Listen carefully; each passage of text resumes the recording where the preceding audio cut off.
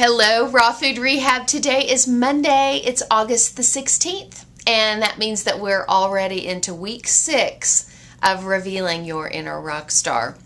Well, you know, the focus has just sort of been on keeping your diet juicy over the last 2 weeks. We've talked a lot about green smoothies and about juicing, and then last week we really talked a lot about the concept of juice feasting, juicefeasting.com, and the resources that are available to you on that website. And then on Friday, I released my new digital book, which I've had on the back burner for 2 years, called Real Juice Daily.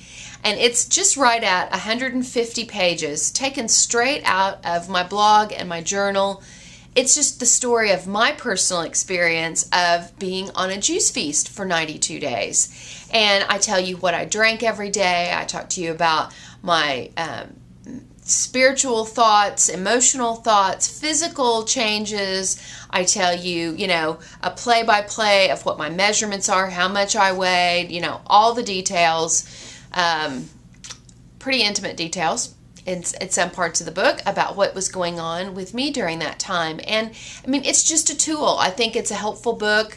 I know that when I'm getting ready to start something new, I want to educate myself.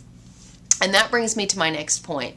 There's all this talk about juice feasting, and we've really had that momentum going on, and there's a whole big group of us that have embarked on some people are doing a 40-day juice feast. There's other people who are doing longer. There's a group of us that are doing a 30-day juice feast, or we're working on that right now, leading up to this upcoming International Day of Juice Feasting, which is September the 14th, I believe. But I just want to say to you that it's really challenging to just say, hey, I'm going to do a juice feast and not have put any thought into it, like not done the research, not educated yourself, drinking a ton of fruit juice because you like the taste of it may really backfire and not be helpful to your health. It's going to raise your glycemic index. I know a lot of natural hygiene and 80-10-10 people would argue that fact with me, so I don't really want to debate any of that, but I'm just saying that you need to educate yourself. You need to look at your lifestyle. Is juice feasting a commitment that you can make at this time? Do you have the time to put into it? Do you have the financial resources to be able to afford to live on exclusively on high quality fruits and vegetables for whatever the period of time that you choose to do it? So, there's so many variables, and I just want to be an encouragement to you, and we want to be here for you. If you decide that juice feasting is something that you want to try, whether it's 1 day, 3 days a week, 30 days, or if you want to do a 92-day juice feast, we definitely would love to support you on that journey, as would juicefeasting.com. They're a really great support site for that, educational site for that.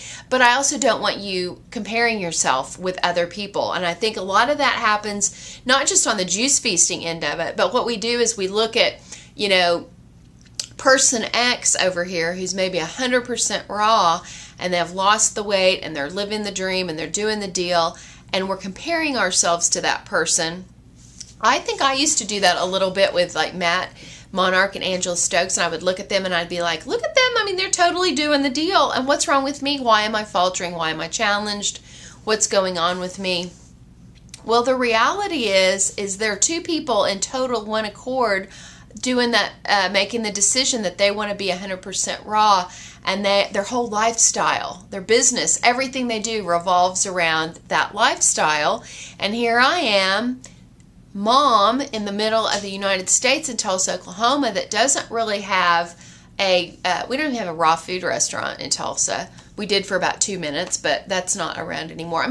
So to make 100% raw happen for me is going to be different than what it looks like for them. Can I do it? Yes, I can do it. We can all do whatever we set our minds to doing, but all I'm saying is sometimes we get into trouble when we start comparing our journey with the journey of others. However, I will say that I have gained tremendous encouragement, inspiration, ideas, resources as I have studied the successful lives of others. So there's, a fine line there. What can you glean and learn from other people who are successful in this lifestyle? What can you take from them and incorporate into your own lifestyle? So I just wanted to say that today. I thought it was important that we talk about not comparing yourself to others. Your situation is unique, and it's exactly where you are in your life right now, and you just do the best you can.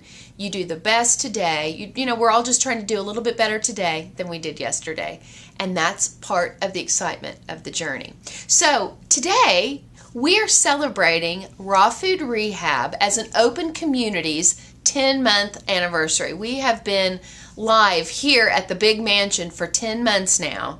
And so we're going to do a roll call thread, okay?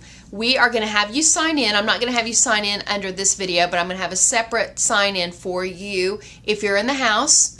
We want to just hear, all we need to know is your name and where you live, okay? We just want to know if you're still paying attention and if you're here with us. And if you'll sign in to that thread, the monthly roll call thread that I do every month, I have two gifts that I'm going to be giving away. And I want to thank Raw Food Rehab member Papa Joe, who is just such a generous, beautiful person. He lives in Georgia, I think. I always want to put him in Florida, but he's real involved with the raw food community in Florida. Like, he drives like 150 miles to go to some of these raw food meetups. But anyway, he has sent me a couple of copies of this very cool book. It's called Zen and the Art of Gadgeting. So that name might throw you because it doesn't really, it's like, what does that mean? But I just want to read to you just a little bit about what this, I have 2 copies to give away. Zen and the Art of Gadgeting features personal accounts of Adam Graham's journey into the living foods lifestyle. Adam shares his experiences with fasting, cleansing, and transitioning towards a diet of 100% living foods. This book is complete with pictures and over 20 recipes. Pam Stryker, who is an author of A Love for New Recipes, says it reads like a wonderful and enchanted novel with the bonus of some great recipes. You won't be disappointed by checking this book out. It's a fun adventure, and the energy is astounding that the book radiates. And there's also a review from Susan. I can never say her last name, but Susan wrote The Live Food Factor. She says that the word gadget refers to an obscure culinary creation. Most of the recipes in this book, believe it or not, don't require special gadgetry at all. Nothing but a simple blender, and if you have a juicer, that will do. So I've got 2 copies of this that I'm going to be giving away, and I will draw for that this Thursday. So you want to be sure to sign in. That's one of the threads that you'll want to not follow. Otherwise, your inbox is just going to be loaded with hundreds of comments that you don't want. It's nice to know everybody's in the house, but you don't need to be told that in your email. So once you've said, hey, I'm here, I'm following what's going on, here's my name, here's where I'm from, click stop following, and you should see the words following. Because if you want to follow it, I don't know if that makes sense, but you'll know. Just don't follow the discussion, because I always get several emails going, I just got 100 emails because of this. So anyway, you guys, we're going to make this a great week. We're just right at halfway through this current 11-week Total Health and Wellness Initiative. I'd love to hear from you today. How do you think you're doing so far on revealing your inner rock star? I would really love to hear what's working well for you. What's one thing that you have done during this current initiative that you can be enthused and excited about? Share that with the rest of us. We would love to hear it. I'll be back with you again tomorrow. I'll see you then. Bye.